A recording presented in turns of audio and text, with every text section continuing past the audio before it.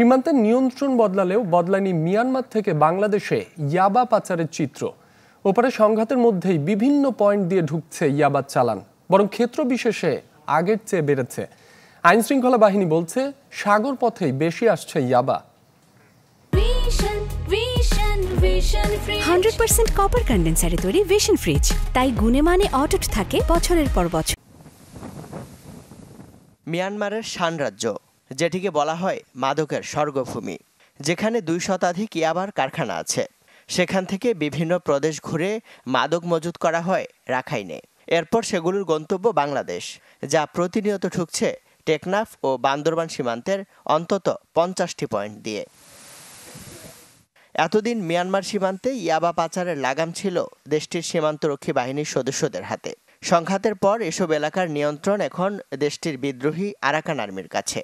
নিয়ন্ত্রণ বদলালেও বদলায়নি মাদক পাচারের চিত্র, বরং অনেক ক্ষেত্রে বেড়েছে। আরাকান আর্মি আর জান্তা বাহিনী দুইটা গ্রুপ হলেও মাদকের ক্ষেত্রে কিংবা মাদক বিক্রির মাধ্যমে তাদের আয়ের যে পথ সেটা সৃষ্টি করতে কিন্তু দুজনে এক। রাঘব বোয়ালদের চিহ্নিত করে দ্রুত যদি আইনের আওতায় আনা না হয়, তাহলে বাংলাদেশ যে মাদকের যে ট্রানজিট পয়েন্ট সেটা আরও বিস্তৃতি লাভ করবে।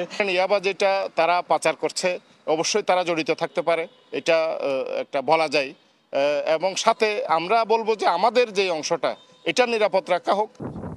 কক্সবাজারে বাংলাদেশ মিয়ানমার সীমান্ত এলাকা 65 কিলোমিটার, যার 55 কিলোমিটার জুড়েই নাফ নদী ও সাগর।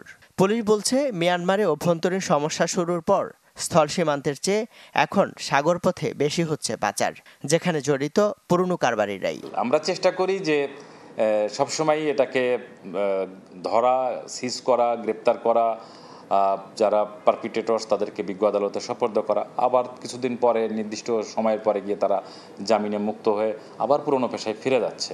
ইয়াবার মামলাগুলো অনেকটা গতিহীন, কেননা আইনের ফাঁক গলে বের হয়ে গেছে অনেক পাচারকারী। বড় বড় মাদকের চালান ধরা পড়ে, কিন্তু তাদের এখানে কিন্তু ঘটনাস্থল থেকে কোনো আসামিকে অনেক সময় ধৃত করা সম্ভব হয় না।